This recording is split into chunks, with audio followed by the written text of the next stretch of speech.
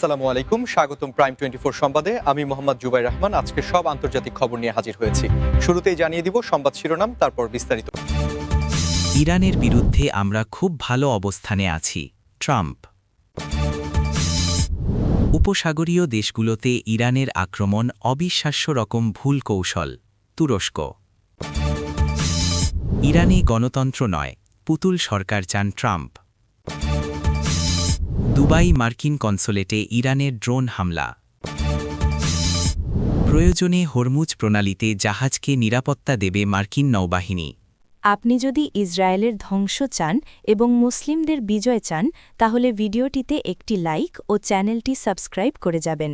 আসসালামু আলাইকুম, স্বাগতম জানাচ্ছি প্রাইম 24 সংবাদে। আমি মোহাম্মদ জুবাইর রহমান। এতক্ষণ শুনছিলেন সংবাদ শিরোনাম, এবার বিস্তারিত। মার্কিন যুক্তরাষ্ট্রের প্রাক্তন প্রেসিডেন্ট ডোনাল্ড ট্রাম্প সম্প্রতি আন্তর্জাতিক সংবাদ মাধ্যমে একটি অত্যন্ত তাৎপর্যপূর্ণ মন্তব্য করেছেন, যেখানে তিনি বলেছেন যে ইরানের বিরুদ্ধে মার্কিন যুক্তরাষ্ট্র বর্তমানে একটি অত্যন্ত শক্তিশালী এবং সুবিধাজনক অবস্থানে রয়েছে। আর এই মন্তব্যের পর থেকেই বিশ্বজুড়ে আন্তর্জাতিক সম্পর্ক বিশ্লেষক এবং ভূ-রাজনৈতিক মহলে ব্যাপক আলোচনার সৃষ্টি হয়েছে। আপনারা যারা নিয়মিত বৈশ্বিক রাজনীতির খোঁজ খবর রাখেন, তারা নিশ্চয়ই জানেন যে মার্কিন যুক্তরাষ্ট্র এবং ইরানের মধ্যকার কূটনৈতিক সম্পর্ক গত কয়েক দশক ধরেই বেশ জটিল এবং বিভিন্ন সময়ে নানা রকম উত্থান পতনের মধ্য দিয়ে গেছে। তবে ট্রাম্পের এই আত্মবিশ্বাসী মন্তব্যের পেছনে বেশ কিছু কৌশলগত এবং অর্থনৈতিক কারণ রয়েছে বলে বিশেষজ্ঞরা মনে করছেন। প্রথমত, অর্থনৈতিক দিক থেকে বিবেচনা করলে দেখা যায় যে মার্কিন যুক্তরাষ্ট্র দীর্ঘদিন ধরেই আন্তর্জাতিক বাণিজ্যে তাদের প্রভাব কাজে লাগিয়ে বিভিন্ন ধরনের অর্থনৈতিক নীতি বাস্তবায়ন করে আসছে, যার ফলে বৈশ্বিক জ্বালানি বাজার এবং আন্তর্জাতিক লেনদেনের ক্ষেত্রে তারা একটি নিয়ন্ত্রকের ভূমিকায় অবতীর্ণ হয়েছে। এই অর্থনৈতিক নিয়ন্ত্রণের কারণেই তারা মনে করে যে মধ্যপ্রাচ্যের রাজনীতিতে তাদের অবস্থান অত্যন্ত সুদৃঢ়। ট্রাম্প তার শাসনামলে এবং পরবর্তীতেও বারবার এই বিষয়টি তুলে ধরার চেষ্টা করেছেন যে শক্তিমত্তার চেয়েও অর্থনৈতিক কূটনীতি এবং কৌশলগত মিত্রতার মাধ্যমে যে কোনো দেশের ওপর চাপ প্রয়োগ করা সম্ভব, এবং তার এই নীতির কারণেই হয়তো তিনি মনে করছেন যে বর্তমান প্রেক্ষাপটে ইরান খুব একটা সুবিধাজনক অবস্থানে নেই। ভিডিওর এই পর্যায়ে আপনাদের কাছে আমার একটি ছোট্ট অনুরোধ, আপনারা যদি বৈশ্বিক রাজনীতি এবং অর্থনীতির এই ধরনের গভীর বিশ্লেষণ পছন্দ করেন, তবে অবশ্যই ভিডিওটিতে একটি লাইক দেবেন এবং আপনার মূল্যবান মতামত কমেন্ট বক্সে শেয়ার করবেন, কারণ আপনাদের একটি লাইক আমাদের এই ধরনের তথ্যবহুল কন্টেন্ট তৈরিতে আরও বেশি উৎসাহিত করে। যাই হোক, মূল আলোচনায় ফিরে আসি। আন্তর্জাতিক সম্পর্ক বিশারদদের মতে ট্রাম্পের এই খুব ভালো অবস্থানে মধ্যপ্রাচ্যের বর্তমান ভূরাজনৈতিক প্রেক্ষাপটে তুরস্কের একটি সাম্প্রতিক মন্তব্য আন্তর্জাতিক মহলে ব্যাপক সাড়া ফেলেছে, যেখানে তুরস্কের শীর্ষ পর্যায় থেকে বলা হয়েছে যে উপসাগরীয় দেশগুলোতে ইরানের যে কোনো ধরনের আক্রমণাত্মক পদক্ষেপ বা সামরিক কৌশল একটি অবিশ্বাস্য রকম ভুল কৌশল হিসেবে পরিগণিত হবে। আর এই মন্তব্যের মাধ্যমে তুরস্ক মূলত এই অঞ্চলে শান্তি ও স্থিতিশীলতা বজায় রাখার ওপর তাদের দৃঢ় অবস্থানের কথা পরিষ্কারভাবে বুঝিয়ে দিয়েছে। আপনারা হয়তো অনেকেই জানেন যে তুরস্ক ভৌগোলিক এবং রাজনৈতিকভাবে এশিয়া এবং ইউরোপের মধ্যে একটি অত্যন্ত গুরুত্বপূর্ণ সেতুবন্ধন হিসেবে কাজ করে, এবং মধ্যপ্রাচ্যের রাজনীতিতে তুরস্কের ভূমিকা সবসময়ই একটি ব্যালেন্সিং পাওয়ার বা ভারসাম্য রক্ষাকারী শক্তি হিসেবে বিবেচিত হয়ে এসেছে। উপসাগরীয় দেশগুলোর সাথে তুরস্কের যেমন গভীর বাণিজ্যিক এবং বিনিয়োগের সম্পর্ক রয়েছে, ঠিক তেমনি প্রতিবেশী রাষ্ট্র হিসেবে ইরানের সাথেও তাদের দীর্ঘদিনের ঐতিহাসিক ও অর্থনৈতিক যোগাযোগ রয়েছে। কিন্তু তা সত্ত্বেও উপসাগরীয় অঞ্চলে নিরাপত্তার প্রশ্নে তুরস্ক কোনোভাবেই আপোস করতে রাজি নয়। বর্তমান বিশ্বে উপসাগরীয় অঞ্চলটি বৈশ্বিক অর্থনীতি এবং জ্বালানি সরবরাহের ক্ষেত্রে একটি অন্যতম প্রধান লাইফলাইন বা প্রাণকেন্দ্র হিসেবে কাজ করে, কারণ বিশ্বের মোট উৎপাদিত জ্বালানি তেলের একটি বিশাল অংশ এই অঞ্চলের দেশগুলো থেকে সরবরাহ করা হয়। তাই এই অঞ্চলে সামান্যতম অস্থিতিশীলতা বা সংঘাতের সৃষ্টি হলে তার সরাসরি প্রভাব পড়বে বিশ্ব অর্থনীতিতে। আন্তর্জাতিক বাজারে হু হু করে বেড়ে যাবে জ্বালানি তেলের দাম, যার ফলে বাংলাদেশ সহ বিশ্বের প্রায় প্রতিটি দেশের সাধারণ মানুষের দৈনন্দিন জীবনযাত্রার ব্যয় বৃদ্ধি পাবে এবং মূল্যস্ফীতি দেখা দেবে। ঠিক এই জায়গাটিতেই তুরস্ক তাদের দূরদর্শিতার পরিচয় দিয়েছে এবং তারা মনে করে যে এই অঞ্চলে যে কোনো ধরনের উত্তেজনা বৃদ্ধি করা শুধুমাত্র উপসাগরীয় দেশগুলোর জন্যই ক্ষতিকর নয়, বরং তা খোদ ইরানের নিজস্ব অর্থনৈতিক এবং কৌশলগত স্বার্থের জন্যও একটি বিশাল আত্মঘাতী সিদ্ধান্ত হতে পারে। আন্তর্জাতিক সম্পর্ক বিশ্লেষক আন্তর্জাতিক রাজনীতির ময়দানে প্রাক্তন মার্কিন প্রেসিডেন্ট ডোনাল্ড ট্রাম্পকে নিয়ে আলোচনার কোনো শেষ নেই, আর সম্প্রতি একটি নতুন বিতর্কের জন্ম হয়েছে যেখানে বেশ কয়েকজন আন্তর্জাতিক রাজনৈতিক বিশ্লেষক এবং সমালোচকদের পক্ষ থেকে দাবি করা হচ্ছে যে ডোনাল্ড ট্রাম্প আসলে ইরানে কোনো সত্যিকারের গণতন্ত্র প্রতিষ্ঠা করতে চান না, বরং তিনি সেখানে এমন একটি পুতুল সরকার বা পাপেট গভর্নমেন্ট বসাতে চান যারা সম্পূর্ণভাবে মার্কিন যুক্তরাষ্ট্রের স্বার্থ রক্ষায় কাজ করবে।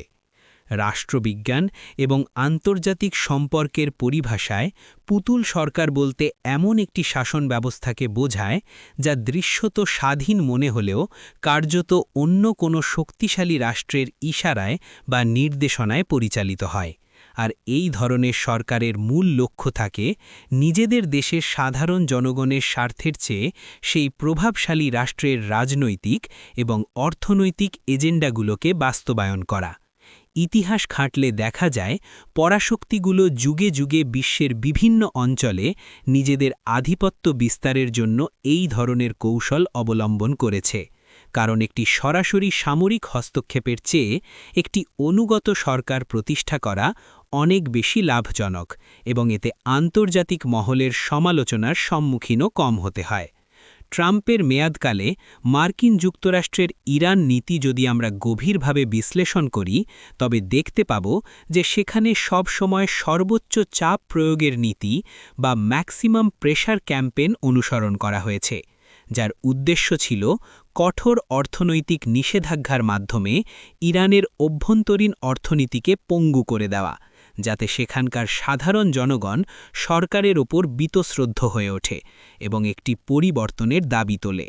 তবে সমালোচকরা বলছেন ট্রাম্প প্রশাসনের এই ধরনের নীতির মূল উদ্দেশ্য কখনোই ইরানে একটি সুষ্ঠু, অবাধ ও গণতান্ত্রিক সংযুক্ত আরব আমিরাতের অন্যতম প্রধান শহর এবং বিশ্বের অন্যতম ব্যস্ত বাণিজ্যিক কেন্দ্র দুবাইয়ে অবস্থিত মার্কিন কনসুলেটকে লক্ষ্য করে সম্প্রতি ইরানের যে ড্রোন হামলার খবর আন্তর্জাতিক সংবাদ মাধ্যমগুলোতে উঠে এসেছে তা বৈশ্বিক নিরাপত্তা এবং কূটনৈতিক মহলে একটি গভীর উদ্বেগের সৃষ্টি করেছে। আধুনিক যুগে যুদ্ধ এবং সংঘাতের ধরন যে কতটা পাল্টে গেছে এই ড্রোন হামলার ঘটনাটি তারই একটি জ্বলন্ত প্রমাণ, কারণ এখন আর কোনো দেশের ওপর প্রভাব বিস্তার করার জন্য সরাসরি বিশাল সেনাবাহিনী পাঠানোর প্রয়োজন হয় না, বরং আনম্যান্ড এরিয়াল ভেহিকেল বা ইউএভি প্রযুক্তি ব্যবহার করে দূর থেকেই অত্যন্ত নিখুঁতভাবে লক্ষ্যবস্তুতে আঘাত হানা সম্ভব হচ্ছে। দুবাইয়ের মতো একটি অত্যন্ত সুরক্ষিত এবং আন্তর্জাতিকভাবে গুরুত্বপূর্ণ শহরে এই ধরনের ঘটনা ঘটা অত্যন্ত বিস্ময়কর, কারণ দুবাই শুধুমাত্র মধ্যপ্রাচ্যের নয় বরং সমগ্র বিশ্বের অন্যতম একটি প্রধান অর্থনৈতিক হাব, যেখানে বিশ্বের প্রায় প্রতিটি বড় বহুজাতিক কোম্পানির সদর দপ্তর রয়েছে এবং লক্ষ লক্ষ প্রবাসী মানুষ সেখানে জীবন জীবিকার তাগিদে বসবাস করছেন। যে কোনো দেশের কনসুলেট বা দূতাবাস আন্তর্জাতিক আইন এবং ভিয়েনা কনভেনশন অনুযায়ী একটি অত্যন্ত সুরক্ষিত এবং পবিত্র কূটনৈতিক স্থান হিসেবে বিবেচিত হয়, যেখানে যে কোনো ধরনের হামলাকে সরাসরি সেই দেশের সার্বভৌমত্বের উপর হামলা হিসেবেই গণ্য করা হয়। এই দৃষ্টিকোণ থেকে বিচার করলে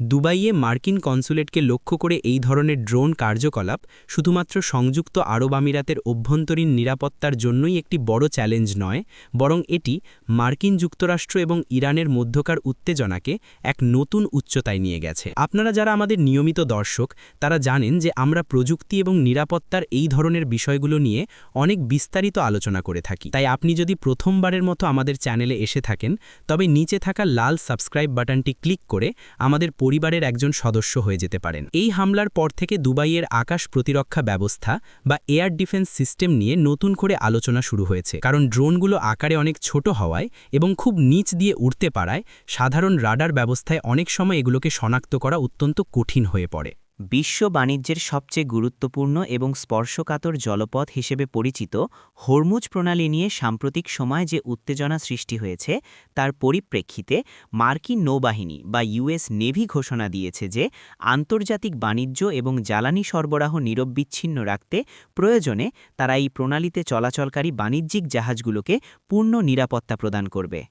হরমুজ প্রণালীর ভৌগোলিক এবং অর্থনৈতিক গুরুত্ব সম্পর্কে যারা জানেন না তাদের সুবিধার্থে একটু সহজ করে বলতে চাই, এই প্রণালীটি হল মধ্যপ্রাচ্যের সাথে পুরো বিশ্বের যোগাযোগের একটি সরু জলপথ, যার এক পাশে রয়েছে ওমান এবং সংযুক্ত আরব আমিরাত আর অন্য পাশে রয়েছে ইরান। আপনারা হয়তো অবাক হবেন জেনে যে প্রতিদিন বিশ্বজুড়ে যত জ্বালানি তেল সমুদ্রপথে পরিবাহিত হয় তার প্রায় ২০ থেকে ৩০% এই একটি মাত্র প্রণালী দিয়ে পার হয়, যার মানে হল এই পথটি যদি কোনো কারণে মাত্র কয়েকদিনের জন্যেও বন্ধ হয়ে যায় তবে সারা বিশ্বে তেলের জন্য হাহাকার শুরু হয়ে যাবে এবং বৈশ্বিক অর্থনীতি কার্যত স্থবির হয়ে পড়বে। এই বিশাল অর্থনৈতিক গুরুত্বের কারণেই হরমুজ প্রণালীর নিরাপত্তা নিশ্চিত করা শুধুমাত্র মধ্যপ্রাচ্যের দেশগুলোর জন্যই নয়, বরং এশিয়া, ইউরোপ এবং আমেরিকার মতো বড় বড় অর্থনীতির জন্য একটি বাঁচা মরার প্রশ্ন। মার্কিন যুক্তরাষ্ট্রের এই ঘোষণার পর আন্তর্জাতিক সামুদ্রিক আইন এবং নেভাল লজিস্টিক্স নিয়ে ব্যাপক আলোচনা শুরু হয়েছে, কারণ বাণিজ্যিক জাহাজগুলোকে পাহারা দেওয়া বা এসকর্ট করে নিয়ে যাওয়া কোনো সহজ কাজ নয়। এর জন্য প্রয়োজন বিশাল রণতরী, উন্নত রাডার ব্যবস্থা এবং সার্বক্ষণিক নজরদারি। মার্কিন নৌবাহিনী ঐতিহ্যভাবেই সারা বিশ্বের আন্তর্জাতিক জলসীমায় নিজেদের একটি অভিভাবকত্ব বা নিয়ন্ত্রকের ভূমিকায় রেখে এসেছে, আর তাদের এই সাম্প্রতিক পদক্ষেপটি মূলত ইরান সহ ওই অঞ্চলের অন্যান্য শক্তিগুলোকে একটি পরিষ্কার বার্তা দেওয়া যে আন্তর্জাতিক বাণিজ্যের স্বাভাবিক গতি ব্যাহত করার যে কোনো চেষ্টাকে যুক্তরাষ্ট্র অত্যন্ত কঠোরভাবে দমন করবে। বন্ধুরা, আন্তর্জাতিক বাণিজ্যের এই জটিল সমীকরণগুলো কিন্তু আমাদের প্রতিদিনের জীবনের সাথে ওতপ্রোতভাবে জড়িত, কারণ পরিবহন খরচ বাড়লে আপনার আমার নিত্য প্রয়োজনীয় জিনিসের দামও বেড়ে যায়। তাই এই ভিডিওটি যদি আপনাদের তথ্যবহুল মনে হয় তবে এটি আপনার সোশ্যাল মিডিয়ায় শেয়ার করতে পারেন, যাতে আরও মানুষ এই বিষয়ে জানতে পারে।